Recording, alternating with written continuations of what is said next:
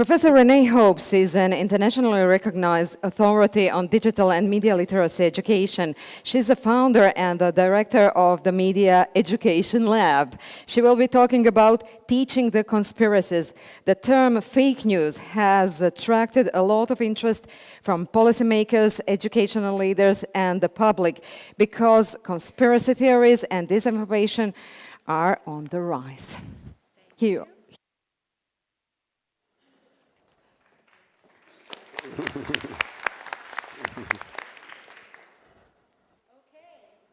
My question, can learning about conspiracy theories advance the media literacy competencies of adolescents? I'm going to tell you a story about a great experience that I had this March when I got to go to a German high school and work with high school students for half a day. Our topic was conspiracy theories. I wanted to see what kinds of activities and what kinds of dialogue could we have about conspiracy theories, and how might that conversation promote critical thinking about media.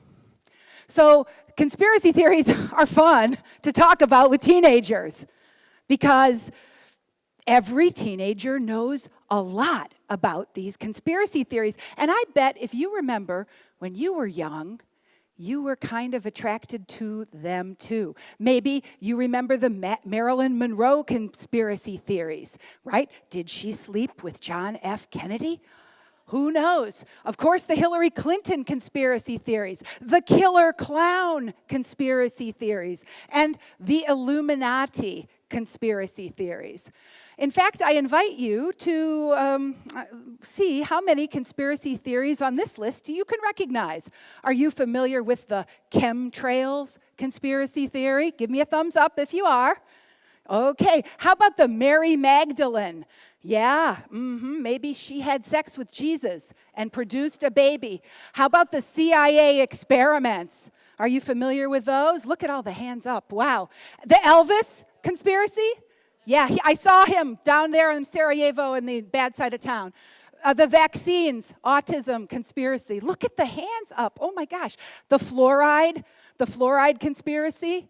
How about the Illuminati? Yeah, you know that one. The reptilian elite, right? Yeah. Ebola caused by the CIA deliberately spread Ebola. You knew that? Did you know that? And global warming. Some people think that's a conspiracy too. Okay, so as part of my Mind Over Media initiative, analyzing contemporary propaganda, I've been trying to figure out what's the pedagogy, what's the instructional practices that allow us to bring controversial topics, difficult topics, topics that actually represent what we would say is bad information, disinformation, misinformation. How do we bring that into the classroom in order to critically analyze it? Pedagogically, this is an area fraught with challenge. That's why I wanted to explore it. Okay, so just to background, 7% of Americans think that the moon landings were faked. 15% of us believe that the media and government adds mind control technology to our broadcast TV signals. So many grown-ups, not just teenagers goofing around, many grown-ups believe in conspiracy theories. But they're not all fun. And some conspiracy theories perhaps are truly dangerous and have real implications for the quality of public discourse all over the world. So one conspiracy theory hit our country over the last 3 years. Donald Trump claimed that President Obama was not an American because he was not born in the United States. He was the architect of the birther conspiracy. And that conspiracy has left a long legacy. It turns out that even after it was debunked and President Obama produced a birth certificate showing he was born in Hawaii, 42% of Republicans and 14% of Democrats believe that President Obama was not born in the United States. So conspiracy theories have had a huge impact on the quality of our political discourse. And it's possible that in your country, conspiracy theories also shape the quality of public discourse. And that's something for us to reflect upon. How do we create opportunities to have conversations about these very real kinds of misinformation and disinformation? So what is a conspiracy theory? Well, we like definitions, so here's a definition. It's a type of belief in which the ultimate cause of an event is believed to be due to a plot by multiple actors working together with a clear goal in mind, often unlawfully and in secret. Now, I'd like you to reflect a little bit on the people in your family. Think about your parents, your grandparents, perhaps your cousins or your uncles and aunts. Raise your hand if you have someone in your family who kind of believes in a conspiracy theory. Yeah, most of us know people who believe in conspiracy theories. The data shows that if you believe in one conspiracy theory, you're more likely to believe in other conspiracy theories, right? Somehow, being open to a conspiracy theory kind of opens the door to them. In order to understand conspiracy theories, we have to unpack really interesting words. So when I was working in the high school with the high school students in Germany, we had to define and understand words like disillusionment, anxiety, hoax, paranoia, ambiguity, open-mindedness, closure, and cynicism. So lots of rich opportunity to study clusters of psychological and political concepts come in when you talk about conspiracy theories. Now, before I tell you what I did with the German high school students, allow me to tell you an interesting story. Because to prepare for my meeting with the German high school students, I had to think a little bit about, well, what makes conspiracy theories so resilient, so strong, so immutable, it seems.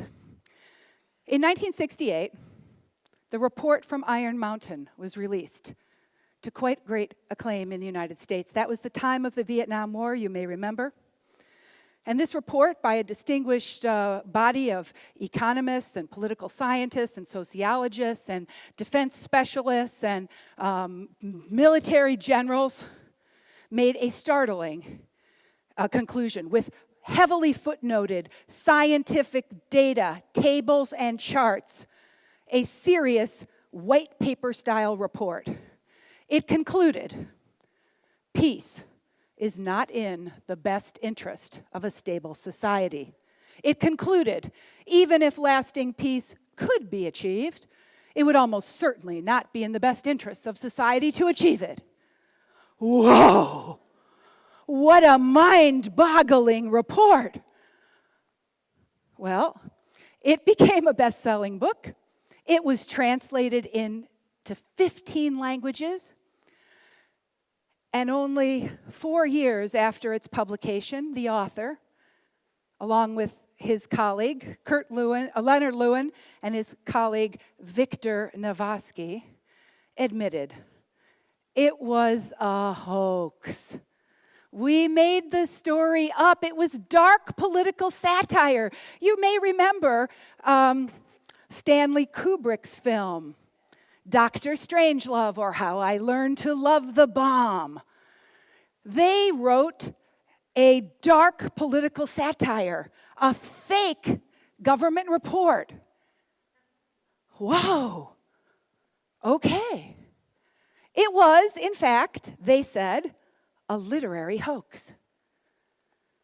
Time passes, 1972, 1982, 1990, 20 years later, the Liberty Lobby, a right-wing group, publishes the report as a public domain document. If it's a government report, they can publish it freely, right?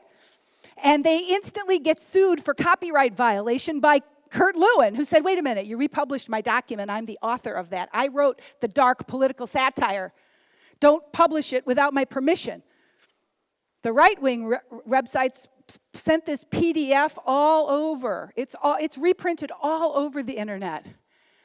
The right-wing groups say the hoax was a hoax, right? You see? The hoax was a hoax. So we get to this explanation of why conspiracy theories are resilient, because it's what we understand as the concept of infinite regress, right? Conspiracy theories are resilient because they can never be disproved. An infinite regress is a sequence of reasoning or a justification which can never come to an end. The hoax was a hoax, and the hoax of a hoax was a hoax, and it just keeps going on. It's very stable. A long time ago, a very clever writer said, when it comes to conspiracy theories, it's turtles all the way down. And by this, they were referring to Aristotle's famous idea. How does the world stay in place? Well, the ancients believed the world is perched on top of 4 elephants who are sitting on a turtle. But then the critical thinker says, well, what is the turtle sitting on? Well, the turtle's sitting on another turtle, and that turtle's sitting on another turtle, and that turtle's sitting on another turtle. It's turtles all the way down. So conspiracy theories are resilient. Interesting. Conspiracy theories also tap into what Daniel Kahneman called thinking fast and slow. We've been hearing a lot about that over the last 2 days. System 1 thinking, it's the fast, intuitive, automatic, creative thinking. Well, conspiracy theories, to critically analyze them, require the system 2 thinking, the logical, linear, analytical, and detail-oriented thinking. And one thing the researchers are helping us understand about conspiracy theories is that one exposure can be very powerful. One exposure to a conspiracy theory can have a big impact on people. In this study by Daniel Jolly and Karen Douglas, participants who were exposed to a conspiracy video were significantly less likely to think that there was widespread scientific agreement on human-caused climate change. They were less likely to sign a petition to help reduce global warming. They were less likely to donate or volunteer for a charity in the next 6 months. So when I read this study, I thought, holy hell, I got to be careful what conspiracy theory I might put in front of my young, impressionable 15-year-olds. The power of a single exposure can have that kind of impact. How can I teach about conspiracy theories if I might risk perpetuating the conspiracy theory in my attempt to critically analyze it? However, scholars have also found that critical thinking activated toward conspiracy theories can reduce belief in them.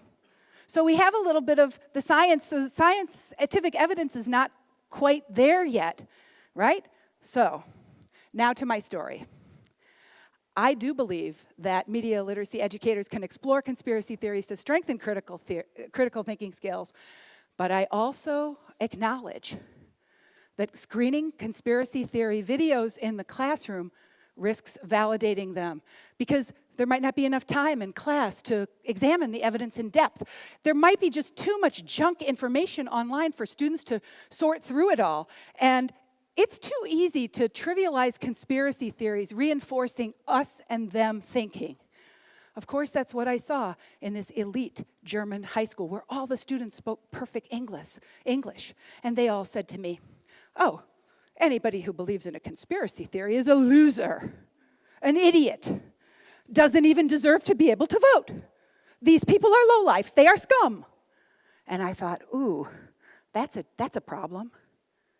If we have family members who believe in conspiracy theories, then we don't want to trivialize conspiracy theories or reinforce this us-them thinking about them. We want to think in more complex ways about it. So, what did I bring into the German classroom? I brought in a 4-minute video produced by Mark Dice about the autocomplete conspiracy. Have you heard about it? If you Google autocomplete conspiracy, you'll find quite a lot of these videos. Here's a screenshot from one. Mark Dice is a conspiracy theorist, and he says, Google has been manipulating the algorithms for the presidential election. When you type in Hillary Clinton, it doesn't pop up health problems. It says Hillary Clinton is awesome. Hillary Clinton is wonderful. Dice claims that Google has been suppressing the algorithm, manipulating it, so that negative information about Hillary Clinton's health problems do not show up in the autocomplete. And he does his best in a very slick 4-minute video to show you that he's right.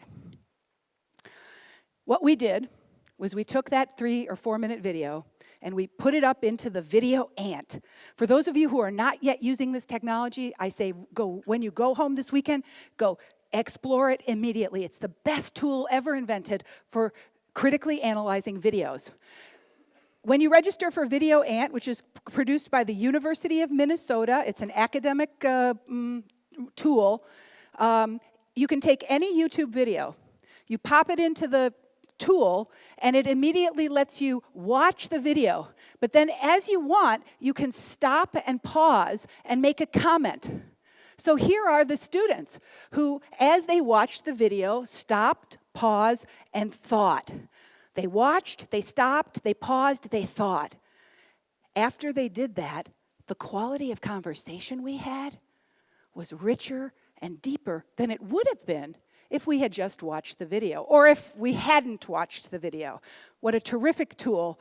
Video annotation is a powerful tool for critically analyzing conspiracy theories. We came to the conclusion in our conversation that the thing is, Google search isn't neutral. Like any other set of complex algorithms, search is shot through with the values of its creators.